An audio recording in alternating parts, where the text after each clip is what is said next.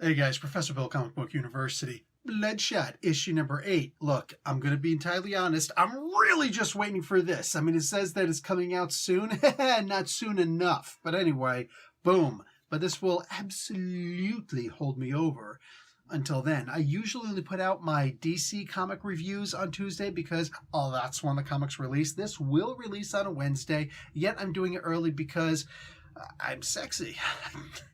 I couldn't even do a routine for that. Like, duh.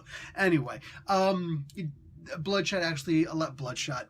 Bloodshot's a nice guy. We're friends. We're old friends. No, seriously, Valiant Comics lets you do the review as soon as they give you the stuff early, the digital copies early if you're one of the reviewers, that they allow you to do that anyway. But I still wait until I get my physical copy. And since I managed to finagle this a day early, I figured I'd give you guys a head start on what's to come. So there's a very cool special appearance in here. There's a bit of a problem that I see, and yet there's a really cool bunch of stuff that happens. I'm going to tell you all that stuff after I give credit where credit's due. So, Tim Seeley is the writer. Pedro Andreu is on art. The colors are by Andrew Dalhouse. Dave Sharp does the letters. There's a bunch of covers, it looks like. I think this is the Tyler Kirkham cover. That's the first one that's mentioned, and this is definitely... What cover is this? This is cover 4?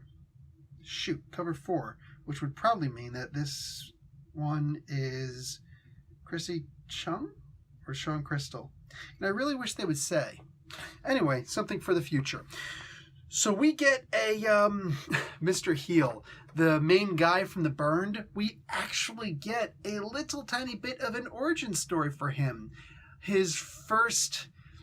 Would I call it a double cross? I wouldn't. The first time that he does something that he considers to be unethical.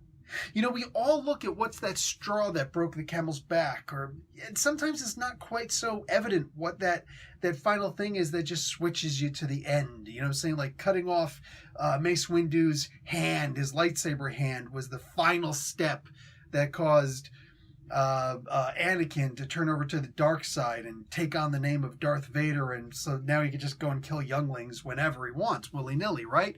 No, this was something entirely different.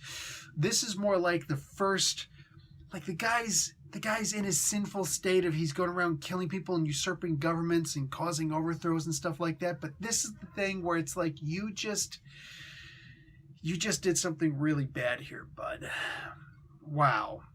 But he's got a couple days before it has to get worse. Can we feel sorry for him? Hells no, because he still chose to do it. But I love it when they're able to complicate a villain like this. I believe that this comic book improves in magnitude, and if we can find a way to prolong this villain's life, his lifespan, to make him a recurring villain, I think that this is one of those characters that could really go over the top and be one of those immediately recognized characters. Again, maybe he already is one of those immediately recognized characters. I don't know. I've never read Valiant before this. Not really, you know? This, though, was really good. I liked this opening scene. I also have to go into a little bit of extra detail about the colors on here. Andrew Dalhouse. This guy, you know, I've seen his work before. It's good. And one of the things I noticed about his comic book art, his colors, is that it just fits well into pretty much everything. When I look at his colors here, I see they're subtle. You know, I think you've already seen this page. If I find this preview, I'll realize later what previews I found. But you look at it, it just looks so plain. It looks like it's not that big of a deal. This is obviously in the past because of the different colors from the rest of everything. But when you look at the lighting around him, I mean, that's the colorist, you know? The inks does other stuff. They just make the black around there. But like when you actually take the designs like that, that is good. Damn, that is good. So can't give any slouch, though, to Pedro Andreu.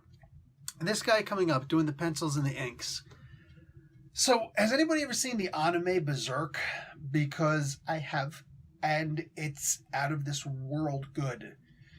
Now, he has the ability to imitate that art, or to do something similar to that art.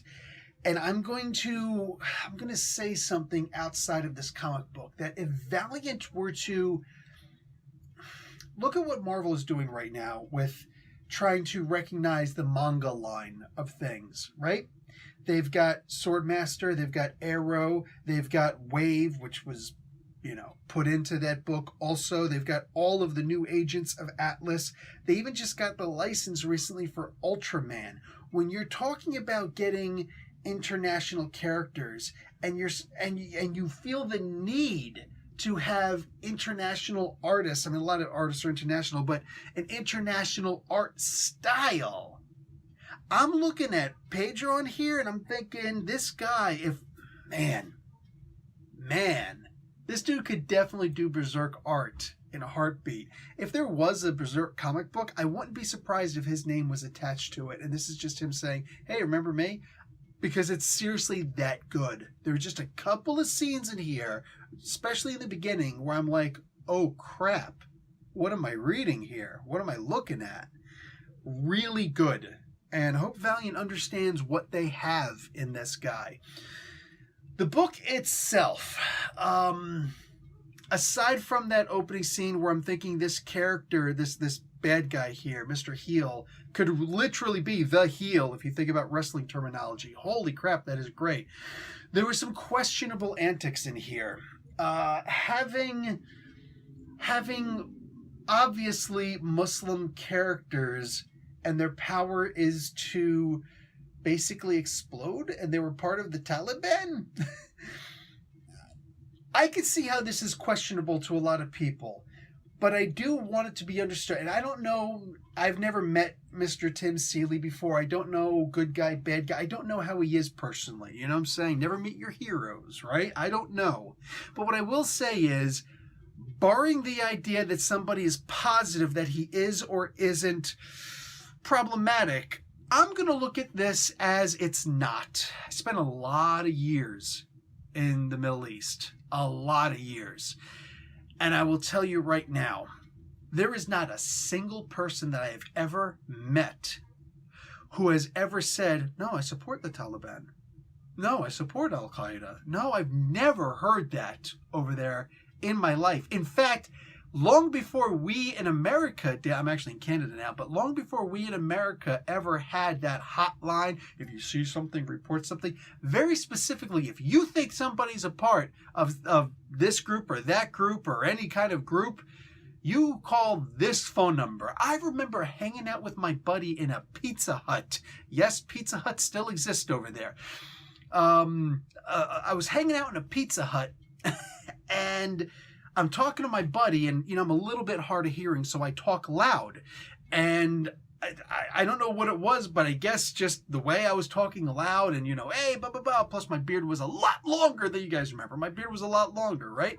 And I remember the one guy started videotaping us, and I turned around and I winked at him. You know what I'm saying? Which homosexuality is frowned upon over there. I'm saying that it's not a paradise, okay? But the idea of terrorism, they were like, no. So I look at this and I say, it's not the idea they said that they were Muslim. No, it's specifically that they said that they were Taliban. How could someone argue that making a terroristic supervillain a Taliban member is a bad thing? Because there was no reference to all Muslims or blah, blah, blah. In fact, that wasn't even there. In fact, the idea that the one cleric that was there, so therefore a sheikh, I imagine, this guy was even problematic, and they pointed it out in there. So I'm going to say this. In this world of outrage culture, in this world of cancel culture, this is where it takes, in my opinion and in my experiences, it takes someone who could take a breath. I just took a breath before I said that. Go figure. That was totally intentional. It takes someone who is able to take a breath, to take a step back, to look at it as honestly as they can without any prejudgment and just say, is this actually problematic? And I would say that while it could certainly be, depending on how many people see this, I still get death threats over me posting the picture of the Kaaba disappearing in somebody else's art in somebody else's comic book in that one X-Men book before the Dawn of X books. I still get death threats to this day. Actual death threats. Yeah. So if this is a popular enough comic book, I wonder if people are actually going to see this as a really bad thing. But I look at this and I just see it as, no, it's not. While not being innocuous, it's risky. But I don't actually see it as being bad. Problematic? I have the beholder. But I think that it's fair. Nobody in here is saying Muslims bad. What they're saying is terrorists bad. To me, it's like, you know who the most famous comedian is in the Middle East?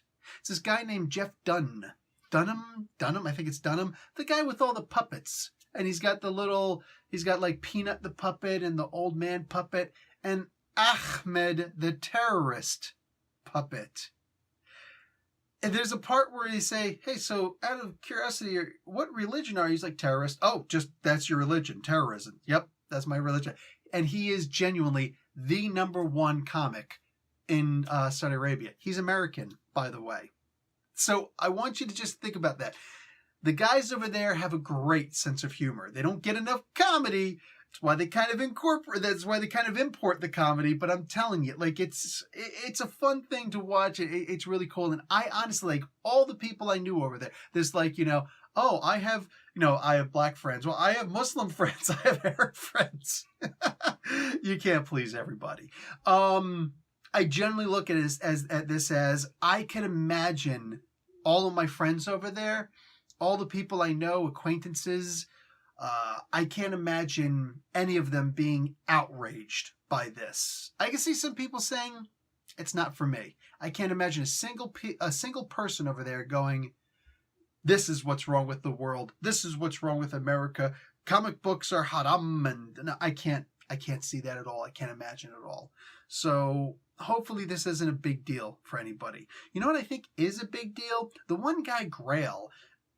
Did I miss something? Does this guy have a speech impediment? Is he like that guy towards the beginning of freaking Goodfellas? I think that was the movie where this happened. Where the guy's like, yeah, I'm going to go get the paper. Johnny Tony two times, I think his name was, something like that. Like, what is this? What is this? Because I'm looking at this, and the guy, he repeats himself a lot. Just a word. I'm like, either... If it happened in other places, other characters, it happened with them, I'd be like, oh, well, the letterer obviously sucks. But it only happened with Grail. I think they could cover their tracks if it was an accident. Just be like, no, that's the way he talks. What are you talking about? What are you talking about? This was a fun comic book. It's especially fun because I got to a point where I'm like, tell me you did not end this, because they started telling you how they made the comic book and some of the script on there, and the explanation of certain things on there, which I'm just like, wait, whoa, where's my comic book? What happened to the ending? I know that Valiant's got this history of not saying the end, or not saying to be continued, or not saying, hey, make sure you buy the next issue, something like that, not giving us a clear closing. No, in this particular case they did, but there was a part where I'm like, what? No, it's like spoilers. It's extra stuff. Also, special guest appearance by Exo Manowar with a lot of shout outs by Eric for other people, which I think is a great idea. You guys remember the original Spider-Man comic books? Well, not even the Spider-Man comic books. No, just all of Marvel, all throughout the 80s and the very, very, very early 90s. All those comic books were about, hey, here's a new comic book. Even if it's not a new character, here's a new comic book out there with this character or all these characters in this new team that you like. Bow, bow, bow. And here's some special guest appearances, usually by Wolverine or Spider-Man. Guess what? That actually works, and it gets other people to go and buy your comic book. They actually did it with the original Ms. Marvel, Kamala Khan's story. They had Wolverine appear fairly early, and a bunch of other people also, which was helpful. Moon Girl and Devil Dinosaur did that too. But aside from the kid-centric comic books, most of the adult comic books don't usually do that anymore, and that's a shame. So I really dug that they did that in here. This was a good comic book. No substitute. This hasn't even come out yet. I'm already presuming it's going to be good. But that's a presumption, not an assumption. And that changes things. That makes all the difference. Guys, I'll talk to you later. Watch an ad, like the video. Professor Bill, Comic Book University. Class dismissed.